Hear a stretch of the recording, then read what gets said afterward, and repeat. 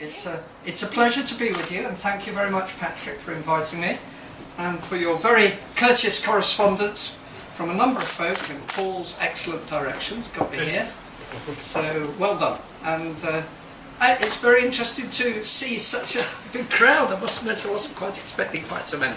I hope you'll be able to stand for the meeting, but anyway, you're obviously used to it.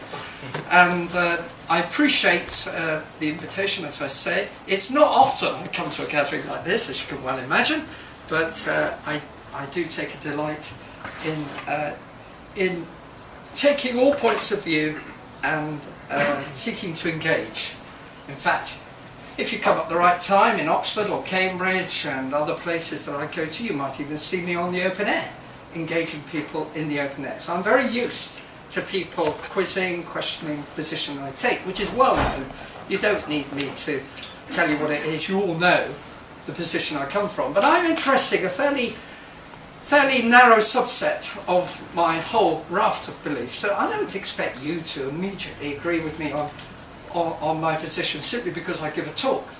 So I'm just homing in on this, a skeptical look at atheism. So there'll be a whole vast area that I won't cover. So if you raise that in the questions, well, you may get an answer, but to be frank, I think it's best if we can try and keep to what I've talked about. I don't mind going off the topic a bit. Who doesn't? You know, it's nice to have a good discussion. But I'd be grateful if you keep mainly on the point of what I'm trying to address, okay? So that would be helpful, but it's up to you. We're all ladies and gentlemen, and I'm sure that we'll have a good time tonight. A skeptical look at atheism. Is it a good basis for science? Is it a coherent worldview? In another way, putting it, does it work? Many people, of course, think that it does, but I take the view that it doesn't. And I'm going to show you why I think it just don't work. And sorry about the skeptical, it's wrong on that one as well.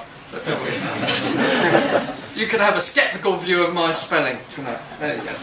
We're going to go on a journey tonight, and some of you might get hot under the collar on a few things. Well, just can you keep that heat in until the questions, and don't throw lots of stuff at me during the talk, but I'm very welcome to the questions later on. I'm going to look at one arch skeptic, and then I'm going to do a bit of science with you, stretch your minds a bit.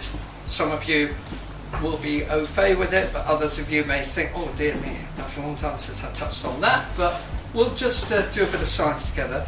Then I'm going to look about how we do the science, and then I'm going to draw some conclusions.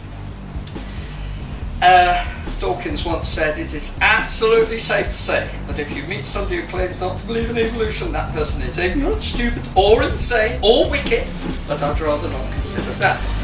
I leave you to decide whether your speaker tonight is ignorant, stupid, insane, or